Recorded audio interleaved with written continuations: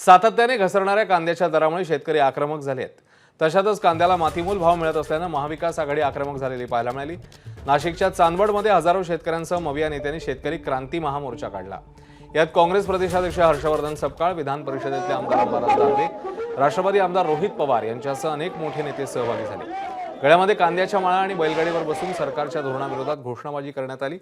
यावेळी काही आंदोलकांनी रस्त्यावर ठिय्या मांडला तर काहींनी टायर जाळत रास्ता रोकोचाही प्रयत्न केला। यावेळी पोलिसांनी धाव घेत नेत्यांसह आंदोलकांना ताब्यात घेतले।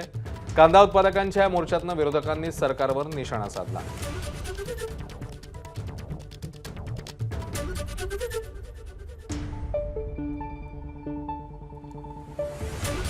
तर नाशिकमधल्या याच कांदा उत्पादकांच्या आंदोलनात बोलताना काँग्रेस प्रदेशाध्यक्ष हर्षवर्धन सपकाळ यांची जीभ घसरली।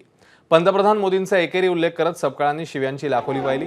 सरकार तुपाशी आणि शेतकरी उपाशी अशी परिस्थिती निर्माण झाल्याचं म्हणत सपकाळांनी जोरदार टीका केली। हा भांडकुदळ मोदी जो आहे हा सर्व आपल्या शेजाऱ्या पाजाऱ्याशी आणि जगातल्या सर्व लोकांची भांडणं घेतलेलं आहे। हा जोपर्यंत दलिंदर पंतप्रधान पदाच्या खुर्चीवर आहे तोपर्यंत भारताचा कांदा कोणी आयात करायला तयार नाही असं म्हणणं योग्य नाही। मात्र दुसरा शब्द नाही। अरे मोदी तू सांग ना की डिझेल पाहिजे असेल तर कांदाही घ्यावा लागल, एक के साथ एक, तर आम्ही तुम्हाला डिझेल देऊ। मात्र याची सांगायची हिम्मत नाही। आंतरराष्ट्रीय सगळ्यांशी हा भांडला, आपला कांदा कोणी घ्यायला तयार नाही। याचं सोल्युशन काय, याचं औषध काय? ये सरदार निकम्मी है, ये सरकार बदलनी है।